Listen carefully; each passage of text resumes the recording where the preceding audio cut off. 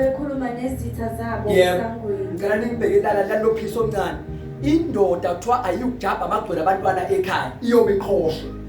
iqhosha ingenamandla iqhosha ingenalutho iqhoshiswa zengane zayo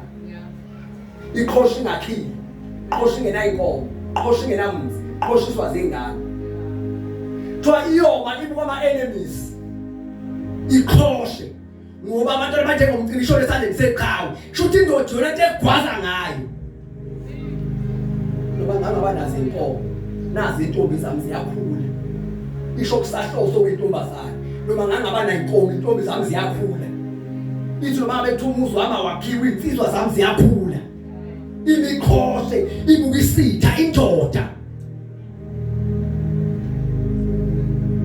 nabona abantwana abastrong abantwana kufanele ba precious kanganani kufanele banake kangakanani bathandwe kangakanani umcibisholo omzali umzali no angifundanga kodwa ifundile khona into engiyibone beyenza mase kuyo grade lapha ekoleni esegumula ijazi umfana agqokisa uma wakhe agqokisa umkhulu wakhe azakhala njabela ukugqoka ijazi lenzane yakhe